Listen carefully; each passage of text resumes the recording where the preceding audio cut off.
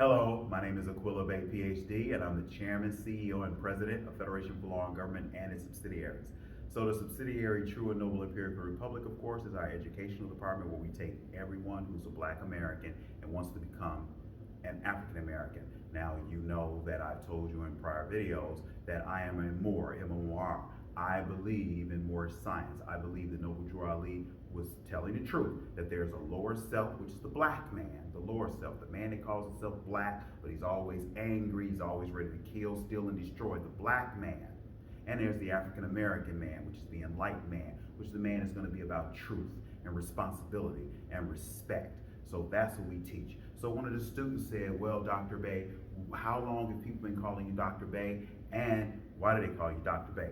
So I'm gonna give you this quick story, and that is that when I was growing up, my mom, American Indian, and my grandparents on my mom's side, American Indians, taught me that when you're in public, you be the best standing man you can be. You grow up to be the best that you can be. You be respectful, you be responsible, and you be dedicated, determined, and disciplined to do the right thing. You may not like the right thing, but do the right thing. That's the African American way. That's how I was taught. And of course, Dad is a Moroccan, so there you go. When I went to school, I did everything in my power to make the teachers know that I was a good guy. The students know that I was a good person. I'm there to help and assist. And as that time growing those students with me, they gave me the name Doc. Then when I got to high school, I found that at Eisenhower, I opened up a candy business, and I got staff. And then the REMAP program came in, and so all three schools were enlightened into Cayman Park, and the Ku Klux Klan Sergeant John Thies is the only European to this day, over my 51 years on earth, that has ever put harm on me, and that's another story. But in all these years, he's arrested me for being a 15-year-old mowing lawns. He's arrested me for being this businessman.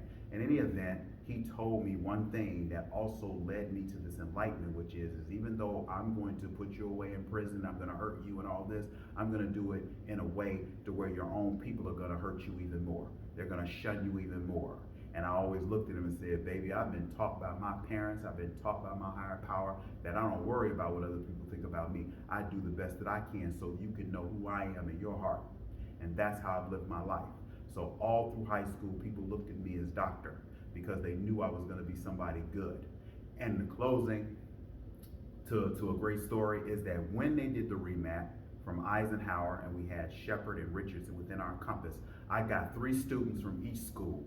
I went to my business owner friends that my dad knew, okay, because that's what you're supposed to do. You're supposed to know your community people, and you're supposed to get in good with your community people in friendship and in unity. All that separation like the Black folk do. Always talk about the white man, the green man, the purple man.